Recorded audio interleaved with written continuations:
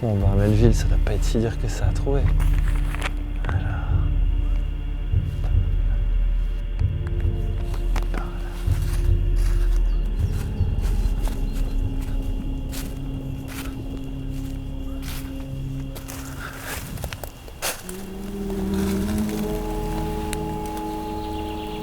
là. Je crois qu'on arrive à Melville.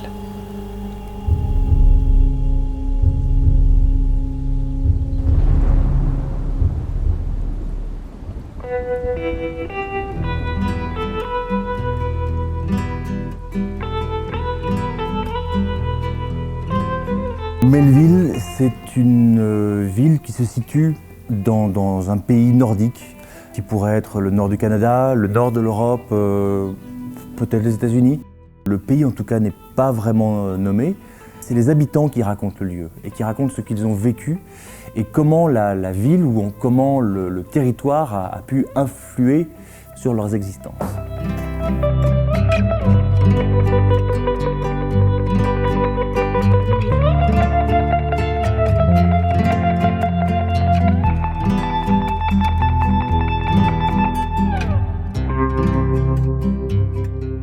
Je vais me limiter à 3 tomes de bande dessinée parce qu'à un moment, je pense qu'il faut savoir arrêter une histoire. Dès le premier volume, j'avais en tête les 3 histoires à venir. Et normalement, elles devaient faire partie d'un seul et même livre.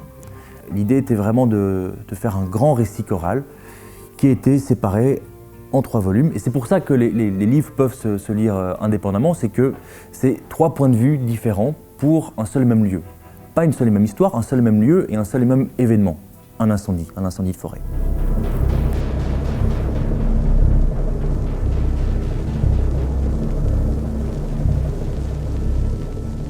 C'est l'envie de raconter des hommes et des femmes. L'envie de raconter des humeurs. Et pour ça, j'avais besoin d'un lieu. Et j'avais besoin d'un lieu qui soit débarrassé en tout cas de tout ce qui pourrait être parasite dans mes histoires, c'est-à-dire un lieu où on n'a pas de précision géographique ni historique. C'est aussi pour ça que les prénoms de mes personnages sont plus d'origine biblique qu'autre chose. Ils ne s'appellent pas John ni Robert, c'est Samuel, c'est Paul, voilà. C'est une ville que je raconte en bande dessinée, je la raconte aussi en nouvelles, en courtes histoires illustrées, et aussi en musique et en spectacle.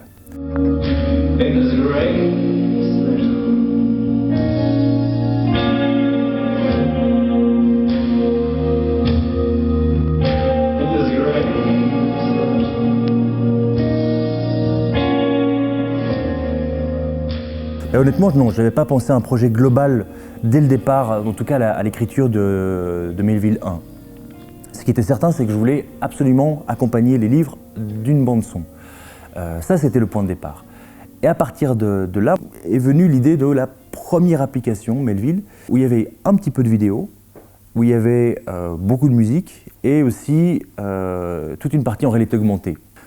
Pour la sortie du second Melville, l'histoire de Saul Miller, là maintenant il y a une toute nouvelle application, et elle s'appelle Chronique de Melville. Et là c'est une véritable création narrative. Et ça pour moi c'est très important, c'est vraiment de réfléchir le numérique en termes de narration, et pas en termes de gadgets, ou pas en termes uniquement de bonus, ou de choses qui accompagnent comme un petit cadeau pour le lecteur. Et de se dire, ok, comment je peux raconter une histoire avec l'outil que j'ai à disposition, là, maintenant.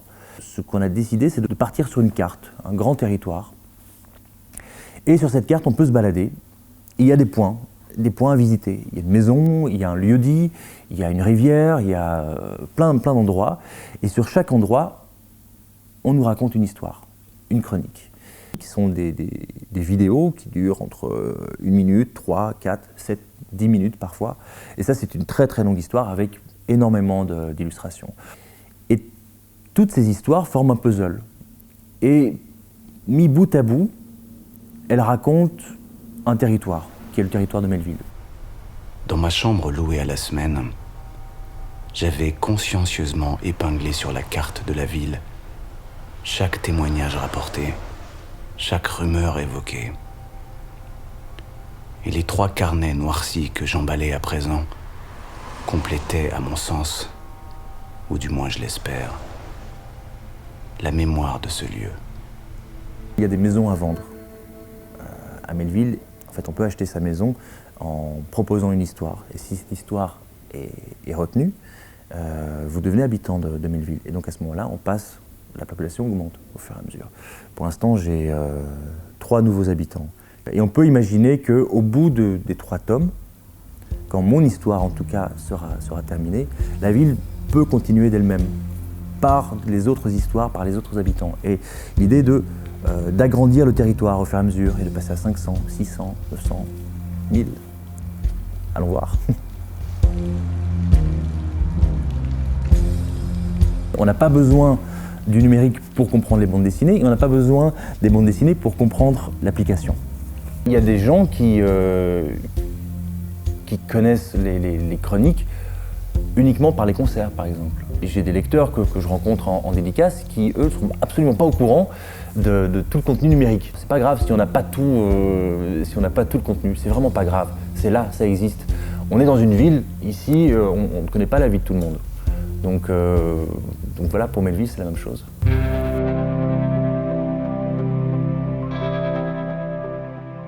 Fatalement, vu que je suis le seul scénariste de toutes ces histoires, je vais puiser dans ce qui me nourrit et dans ce qui m'a façonné. Le complexe de la filiation était quelque chose qui me tenait à cœur et j'avais besoin de raconter ça à un certain moment dans ma vie. Le rapport à l'orgueil, le rapport à l'honnêteté, qui sont plutôt les thèmes abordés avec l'histoire de Saul Miller, était un autre point aussi qui est important. Et puis le passage de l'adolescence à l'âge adulte, qui sera un des thèmes du tome 3, et le rapport à l'art et à ce qu'on fabrique et ce qu'on laisse derrière nous.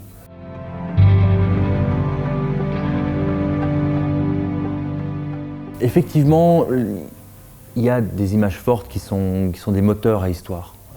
Pour le tome 1, c'était la femme enceinte nue devant Samuel qui lui apparaissait en pleine nuit, qui était une case chargée d'angoisse. Et c'est un flash et l'histoire finalement a évolué, a irradié autour de cette image. Pour l'histoire de Saul Miller, c'est plutôt un dialogue, ou plutôt une situation. La rencontre entre les chasseurs et Saul, ça c'était le point de départ de toute l'histoire. C'était une scène que je voulais absolument traiter. Et puis l'histoire allait découler d'elle-même. Mais le déraillement d'une vie par un simple mot, un non. Des gens veulent passer chez vous, vous leur dites non. Et votre vie déraille.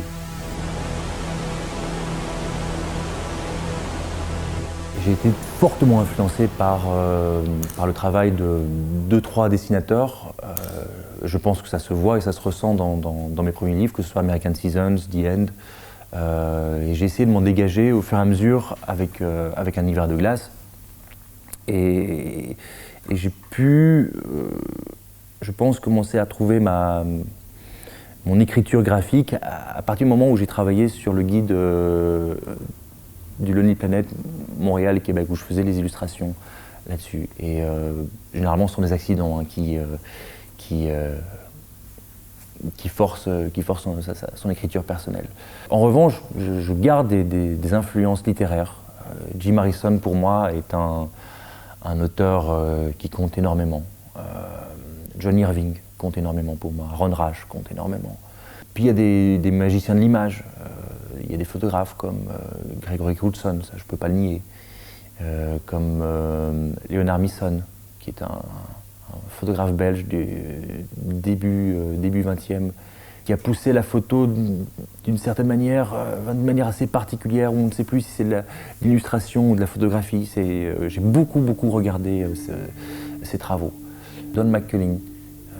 Don McCullin qui normalement était un reporter de guerre, mais qui a fait un travail personnel sur les ciels très chargés.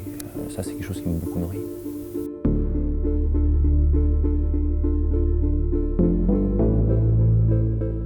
J'écris pas de scénario de bande dessinée. Avec extérieur jour ou extérieur nuit, il se lève.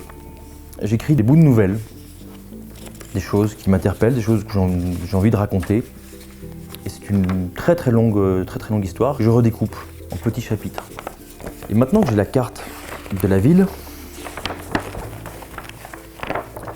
je peux aussi concevoir les déplacements de mes personnages en fonction de la carte. Donc je sais que ça, je vais placer ça là, ça aussi. Ça m'aide à visualiser dans les déplacements de mes personnages. Et puis alors il y a toutes les séquences, on va dire plus d'action ou de dialogue. Et à ce moment-là, c'est presque de l'écriture automatique.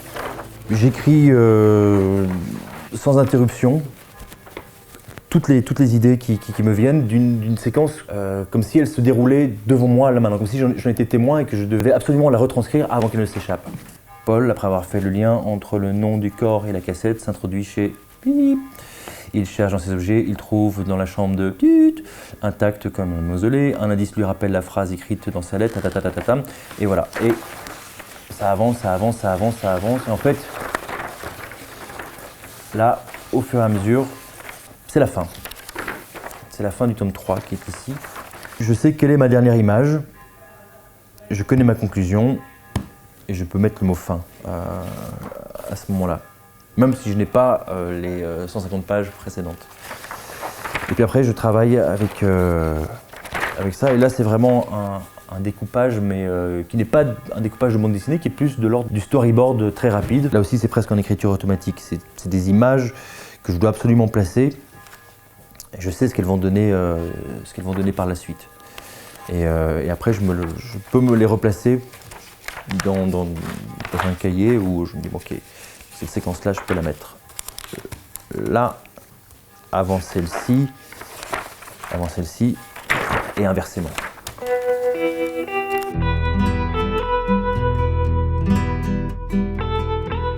On est en train de vivre, je pense, un nouvel âge d'or de la bande dessinée, là maintenant, à l'heure actuelle. Il y a tout un nouveau type de bande dessinée qui est là. Et pas seulement du roman graphique, hein, mais la bande dessinée de reportage, ça fait un bout de temps qu'elle est présente, mais elle s'est imposée maintenant. Une bande dessinée plus didactique aussi arrive, et il y a plein d'expériences qui sont en train de se faire. Et je trouve que c'est une période très très excitante pour la bande dessinée. Vraiment très excitante. Malgré la crise du livre, malgré la crise en général, à l'heure actuelle, maintenant, comme on vend moins de livres qu'il y a même 5 ans, 5-6 ans, je crois que les tirages sont divisés par 2, voire par 3 pour certains. Qu'est-ce qui nous reste? C'est le livre. Et l'idée de se dire, bon ben, si on ne s'enrichit pas à faire un livre, autant que ce livre soit le plus beau possible. Et c'est peut-être pour ça qu'il faut se dépasser. C'est peut-être ça en fait qui est en train de se passer maintenant. On fait des livres qui nous enrichissent, mais d'une autre manière.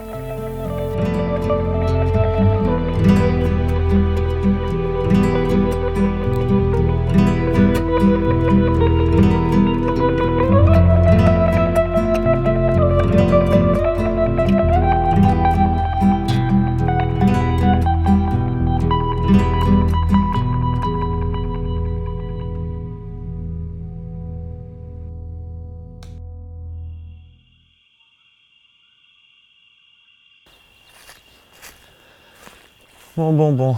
Melville, c'est bien mignon, mais je sais pas où j'ai garé ma bagnole, moi. Tiens, il me fait de l'œil, celui-là.